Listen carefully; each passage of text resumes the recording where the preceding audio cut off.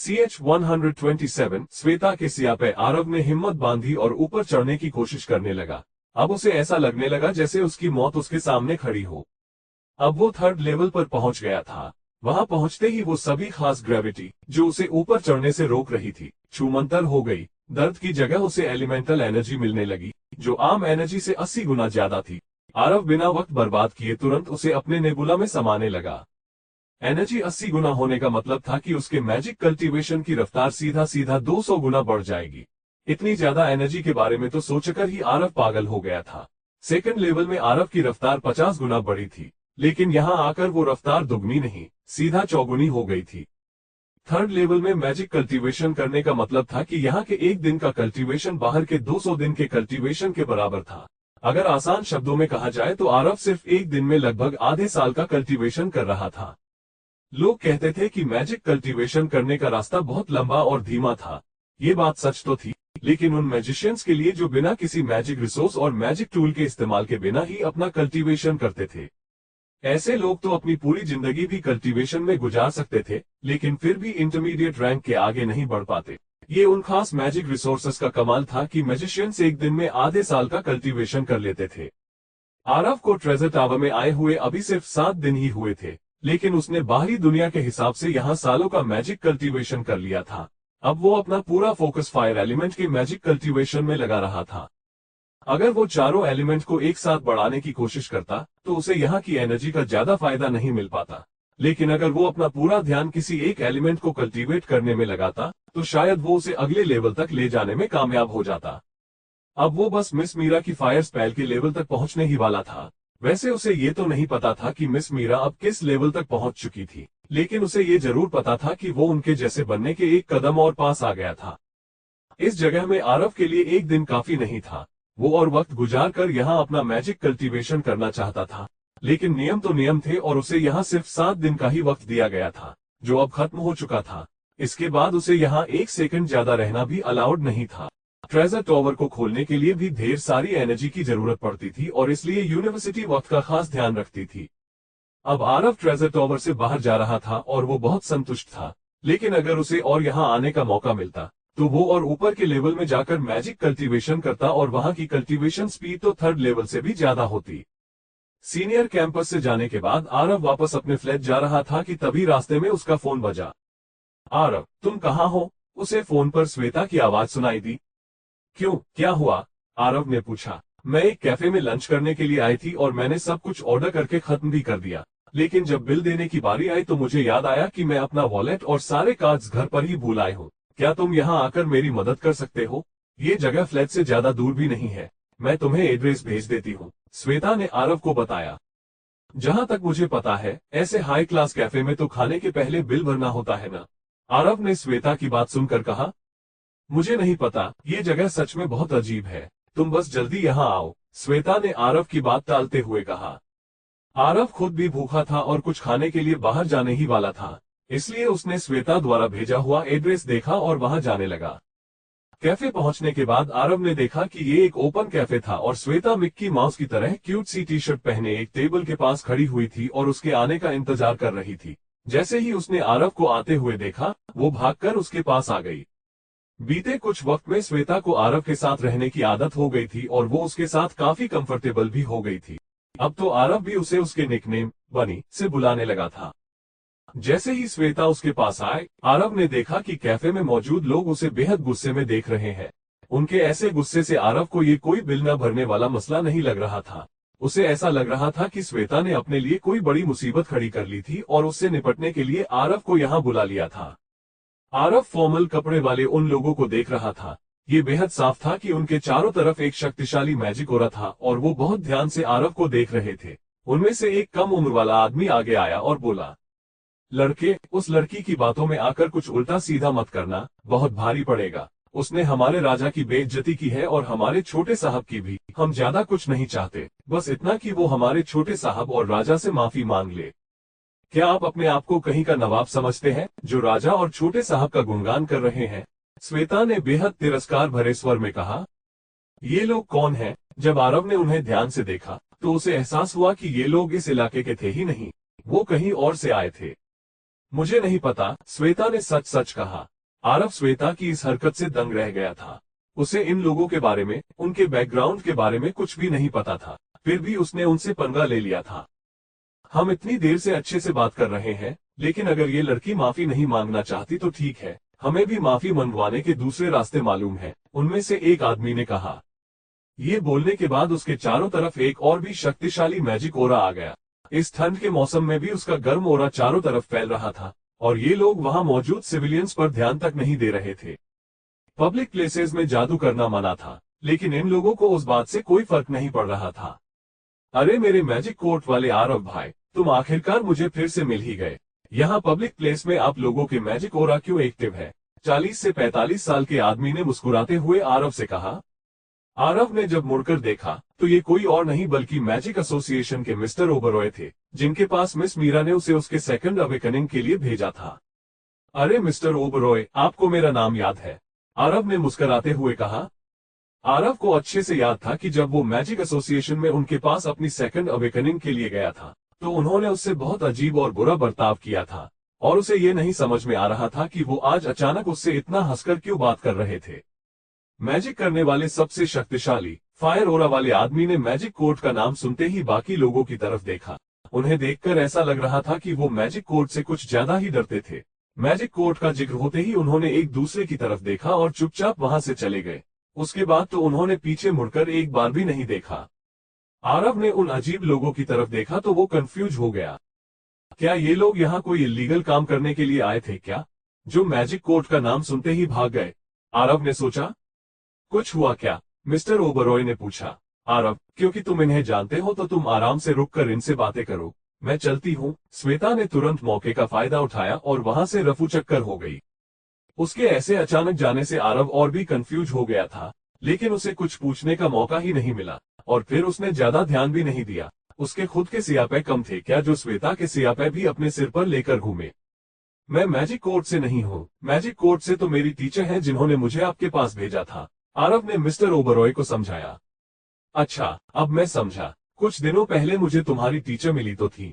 उनके मैजिक के सामने तो मैं खुद को भी बहुत छोटा मान लेता हूँ। मिस्टर ओबरॉय ने एक गहरी सांस लेते हुए कहा। क्या वो जादू नगरी में है?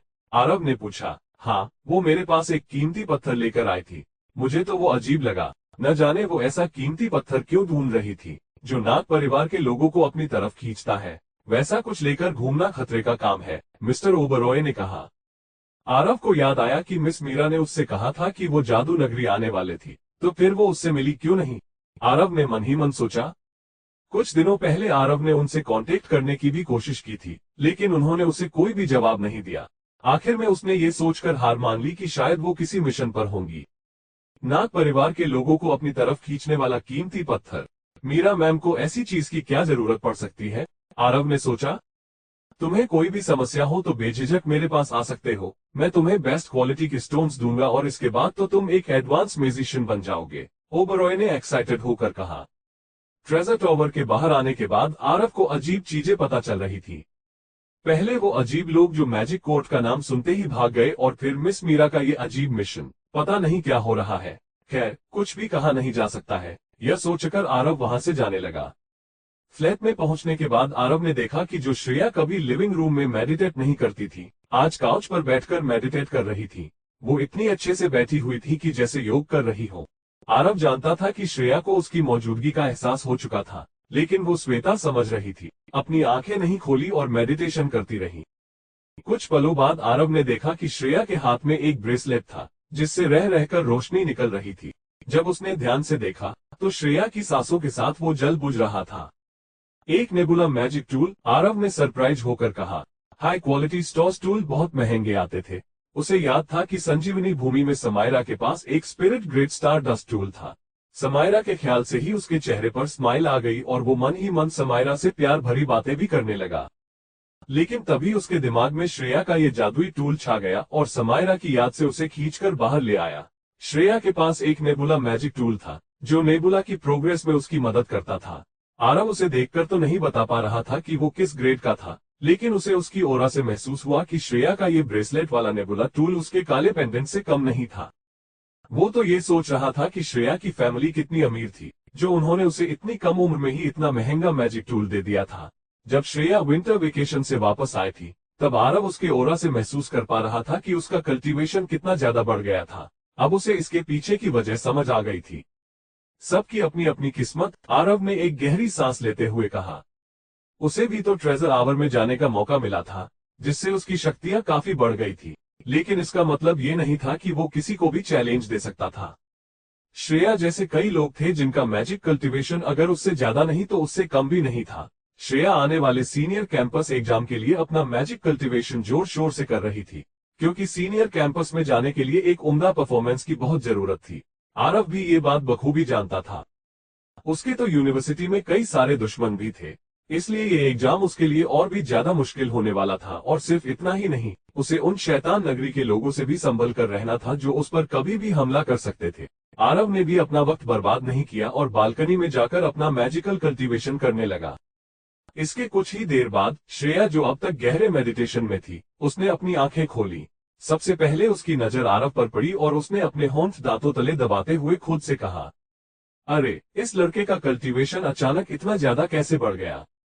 श्रेया मैजिक रिसोर्सेस के बारे में ज्यादा फिक्र नहीं करती थी, क्योंकि उसकी फैमिली इतनी अमीर थी कि उसके कल्टीवेशन को बढ़ाने के लिए उसे मनचाहे मैजिक रिसोर्सेस लाकर दे सकते थे।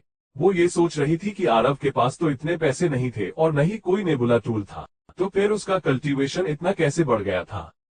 वो महसूस कर पा रही थी कि उसका लाइटनिंग नेबुला सेकंड लेवल पर पहुंच गया था और शायद समनिंग मुझे अपने मैजिक कल्टीवेशन पर और मेहनत करनी होगी। अगर मेरी फैमिली मुझे इतने मैजिक रिसोर्सेस नहीं देती तो शायद मैं भी आरव की बराबरी नहीं कर पाती। ये सोचकर श्रेया ने अपनी आंखें बंद की और एक बार फिर से मेडिटेट करने लगी। कई लोगों को मैजिक कल्टीवेशन करना बिल्कुल पसंद नहीं था, उन्हें ये बेहद बोरिंग और स्लो लगता था। बात तो सही थी, अगर कोई इंसान एक ही काम लगातार 365 दिन करेगा तो उससे बोर ही हो जाएगा। अब रोज रोज दाल चावल खाने से किसको मजा आता है भला। पिछले कुछ सालों में आरव के लिए भी ये मैजिक कल्टीवेशन बहुत बोरिंग और सिर पका देने वाला काम बन गया था। लेकिन अगर उसे इस दुनिया में सिर उठाकर जीना था तो उसके लिए शक्तिशाली बनना बहुत जरूरी था, इसलिए वो अपना एक भी मिनट बर्बाद नहीं कर सकता था। अगर कंट्रोल की बात की जाए तो स्टॉस को कंट्रोल करना बिल्कुल ताश के पत्तों का महल बनाने की तरह था। इसे बनाने में की गई एक भी गलती पूरे ताश के पत्तों पर और मेहनत पर पानी फेर सकती थी। पिछले जोड़े हुए सारे स्टॉर्स एक गलती में यहाँ वहां हो सकते थे। चाहे वो स्टार पाथ बनाना हो या फिर स्टार एटलस, दोनों में बहुत फोकस की जरूरत पड़ती थी। स्टार एटलस को बनाने में एक्सपर्ट बनने के लिए डेली प्रैक्टिस की जरूरत होती थी। ऐसी स्थिति में जब बाहरी चीजों से मैजिशियन डिस्टर्ब होता था, तब ये स्टार एटलस बनाना और भी मुश्किल हो जाता था। देखा जाए तो मैजिक बैटल्स में ऐसा ही होता था और कई मैजिशियंस अपनी मैजिक स्पेल का इस्तेमाल करने में असफल हो जाते थे और मैजिक बैटल्स में अपनी जान से हाथ भी धो बैठते थे। बीते कुछ वक्त में श्वेता को आरव के साथ रहने की आदत हो गई थी और वो उसके साथ काफी कंफर्टेबल भी हो गई थी। अब तो आरव भी उसे उसके निकनेम बनी से बुलाने लगा था। अब वो बस मिस मीरा की फायर स्पेल के लेवल तक पहुंचने ही वाला था। वैसे उसे ये तो नहीं पता था कि मिस मीरा अब किस लेवल तक पहुंच चुकी थी, लेकिन उसे ये जरूर पता था कि वो उनके जैसे बनने के एक कदम और पास आ गया था।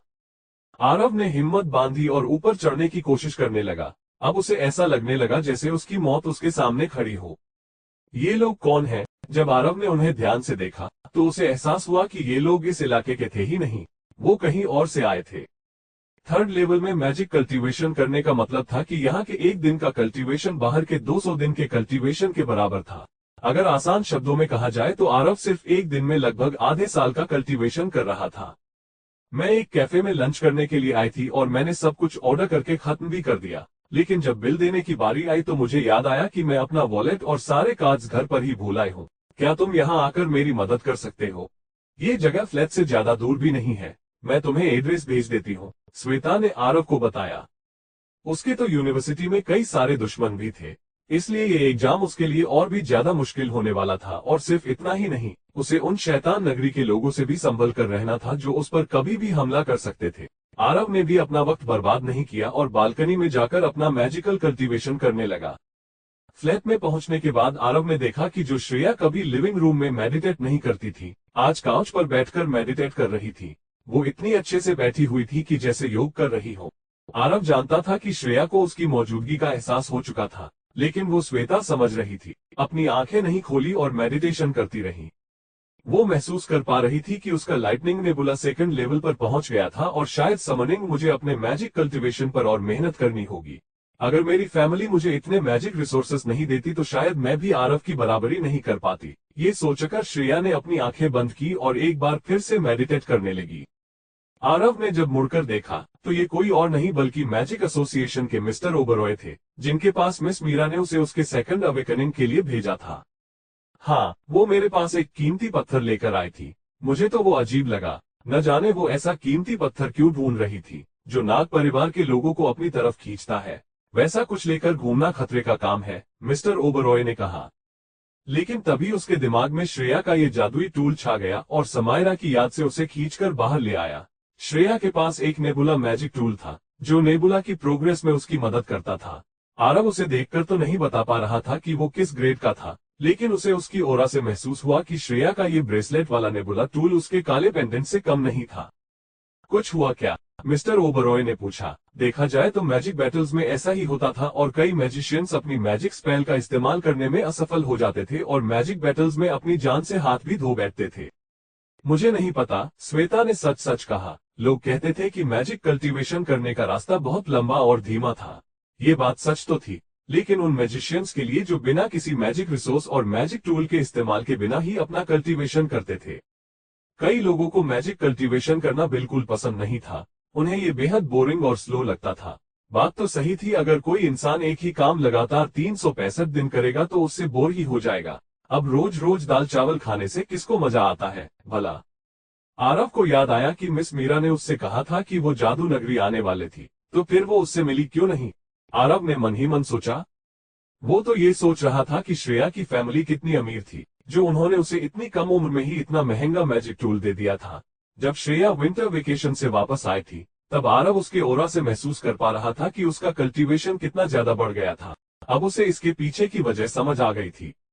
जैसे ही श्वेता उसके पास आए, आरव ने देखा कि कैफे में मौजूद लोग उसे बेहद गुस्से में देख रहे हैं।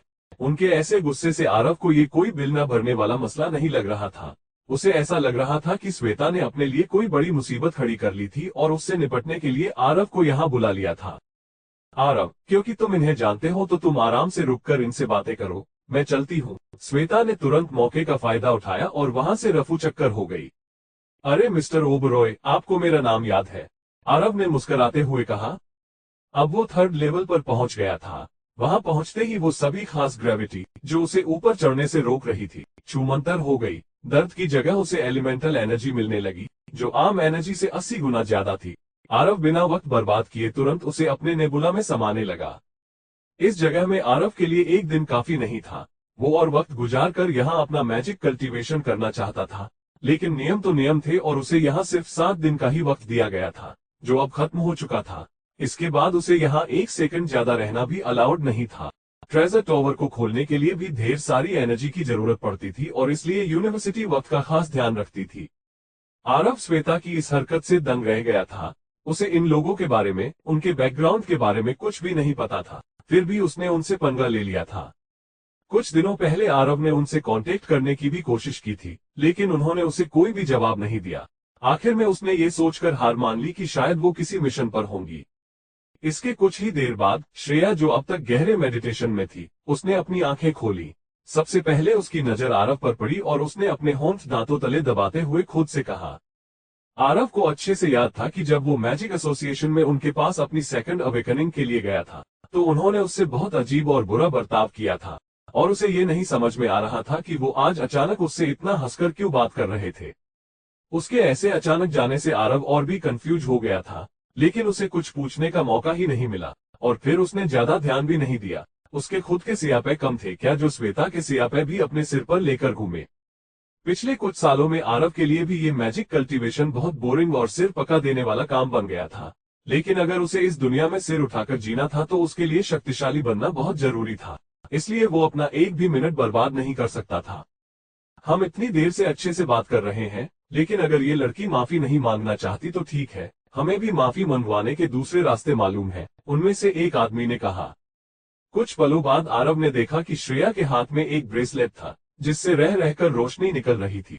जब उसने ध्यान से देखा तो श्रेया की सांसों के साथ वो जल बुझ रहा था। जहां तक मुझे पता है, ऐसे हाई क्लास कैफे में तो खाने के पहले बिल भरना होता है ना। आरव ने श्वेता की बात सुनकर कहा। ऐसे लोग तो अपनी पूरी जिंदगी भी कल्टीवेशन में गुजार सकते थे, लेकिन फिर भी इंटरमीडिएट रैंक के आगे नहीं बढ़ पाते। ये उन खास मैजिक रिसोर्सेस का कमाल था कि मैजिशियंस एक दिन में आधे साल का कल्टीवेशन कर लेते थे। आरव फॉर्मल कपड़े वाले उन लोगों को देख रहा था। ये बेहद साफ था कि उनके चारों तरफ एक शक्तिशाली मैजिक हो रहा था और वो बहुत ध्यान से आरव को देख रहे थे। उनमें से एक कम उम्र वाला आदमी आगे आया और बोला, सबकी अपनी अपनी किस्मत। आरव ने एक गहरी सांस लेते हुए कहा। एनर्जी 80 गुना होने का मतलब था कि उसके मैजिक कल्टीवेशन की रफ्तार सीधा सीधा 200 गुना बढ़ जाएगी। इतनी ज्यादा एनर्जी के बारे में तो सोचकर ही आरव पागल हो गया था। सेकंड लेवल में आरव की रफ्तार 50 गुना बढ़ी थी, लेकिन यहां आकर वो रफ्तार दुगनी नहीं, सीधा चौगुनी हो गई थी। अरे, इस लड़के का कल्टीवेशन अचानक इतना ज्यादा कैसे बढ़ गया? नाग परिवार के लोगों को अपनी तरफ खींचने वाला कीमती पत्थर। मीरा मैम को ऐसी चीज की क्या जरूरत पड़ सकती है? आरव ने सोचा। मुझे नहीं पता, ये जगह सच में बहुत अजीब है। तुम बस जल्दी यहाँ आओ, श्वेता ने आरव की बात टालते हुए कहा। एक नेबुला मैजिक टूल? आरव ने सरप्राइज होकर कहा। ये बोलने के बाद उसके चारों तरफ एक और भी शक्तिशाली मैजिक ओरा आ गया। इस ठंड के मौसम में भी उसका गर्म ओरा चारों तरफ फैल रहा था, और ये लोग वहां मौजूद सिविलियंस पर ध्यान तक नहीं दे रहे थे। मैं मैजिक कोर्ट से नहीं हूँ। मैजिक कोर्ट से तो मेरी टीचर हैं जिन्होंने मुझे आपके पास भेजा था, आरव ने मिस्टर ओबरॉय को समझाया। अब आरव ट्रेजर टॉवर से बाहर जा रहा था और वो बहुत संतुष्ट था, लेकिन अगर उसे और यहाँ आने का मौका मिलता तो वो और ऊपर के लेवल में जाकर मैजिक कल्टीवेशन करता, और वहां की कल्टीवेशन स्पीड तो थर्ड लेवल से भी ज्यादा होती। मैजिक करने वाले सबसे शक्तिशाली फायर ओरा वाले आदमी ने मैजिक कोर्ट का नाम सुनते ही बाकी लोगों की तरफ देखा। उन्हें देखकर ऐसा लग रहा था कि वो मैजिक कोर्ट से कुछ ज्यादा ही डरते थे। मैजिक कोर्ट का जिक्र होते ही उन्होंने एक दूसरे की तरफ देखा और चुपचाप वहां से चले गए। उसके बाद तो उन्होंने पीछे मुड़कर एक बार भी नहीं देखा। आरव को ट्रेजर टावर में आए हुए अभी सिर्फ 7 दिन ही हुए थे, लेकिन उसने बाहरी दुनिया के हिसाब से यहाँ सालों का मैजिक कल्टीवेशन कर लिया था। अब वो अपना पूरा फोकस फायर एलिमेंट के मैजिक कल्टीवेशन में लगा रहा था। उसे भी तो ट्रेजर आवर में जाने का मौका मिला था, जिससे उसकी शक्तियां काफी बढ़ गई थी, लेकिन इसका मतलब ये नहीं था कि वो किसी को भी चैलेंज दे सकता था। श्रेया मैजिक रिसोर्सेज के बारे में ज्यादा फिक्र नहीं करती थी, क्योंकि उसकी फैमिली इतनी अमीर थी कि उसके कल्टीवेशन को बढ़ाने के लिए उसे मनचाहे मैजिक रिसोर्सेज लाकर दे सकते थे। वो ये सोच रही थी कि आरव के पास तो इतने पैसे नहीं थे और न ही कोई नेबुला टूल था, तो फिर उसका कल्टीवेशन इतना कैसे बढ़ गया था। तुम्हें कोई भी समस्या हो तो बेझिझक मेरे पास आ सकते हो। मैं तुम्हें बेस्ट क्वालिटी के स्टोन्स दूंगा और इसके बाद तो तुम एक एडवांस म्यूजिशियन बन जाओगे, ओबरॉय ने एक्साइटेड होकर कहा। अगर कंट्रोल की बात की जाए तो स्टॉस को कंट्रोल करना बिल्कुल ताश के पत्तों का महल बनाने की तरह था। इसे बनाने में की गई एक भी गलती पूरे ताश के पत्तों पर और मेहनत पर पानी फेर सकती थी। पिछले जोड़े हुए सारे स्टॉस एक गलती में यहाँ वहां हो सकते थे। हाई क्वालिटी स्टॉस टूल बहुत महंगे आते थे। उसे याद था कि संजीवनी भूमि में समायरा के पास एक स्पिरिट ग्रेट स्टारडस्ट टूल था। समायरा के ख्याल से ही उसके चेहरे पर स्माइल आ गई और वो मन ही मन समायरा से प्यार भरी बातें भी करने लगा। आरव खुद भी भूखा था और कुछ खाने के लिए बाहर जाने ही वाला था, इसलिए उसने श्वेता द्वारा भेजा हुआ एड्रेस देखा और वहां जाने लगा। लड़के, उस लड़की की बातों में आकर कुछ उल्टा सीधा मत करना, बहुत भारी पड़ेगा। उसने हमारे राजा की बेइज्जती की है और हमारे छोटे साहब की भी। हम ज्यादा कुछ नहीं चाहते, बस इतना कि वो हमारे छोटे साहब और राजा से माफी मांग ले। अच्छा, अब मैं समझा। कुछ दिनों पहले मुझे तुम्हारी टीचर मिली तो थी। उनके मैजिक के सामने तो मैं खुद को भी बहुत छोटा मान लेता हूँ, मिस्टर ओबरॉय ने एक गहरी सांस लेते हुए कहा। पब्लिक प्लेसेस में जादू करना मना था, लेकिन इन लोगों को उस बात से कोई फर्क नहीं पड़ रहा था। श्रेया जैसे कई लोग थे जिनका मैजिक कल्टीवेशन अगर उससे ज्यादा नहीं तो उससे कम भी नहीं था। श्रेया आने वाले सीनियर कैंपस एग्जाम के लिए अपना मैजिक कल्टीवेशन जोर शोर से कर रही थी, क्योंकि सीनियर कैंपस में जाने के लिए एक उम्दा परफॉर्मेंस की बहुत जरूरत थी। आरव भी ये बात बखूबी जानता था।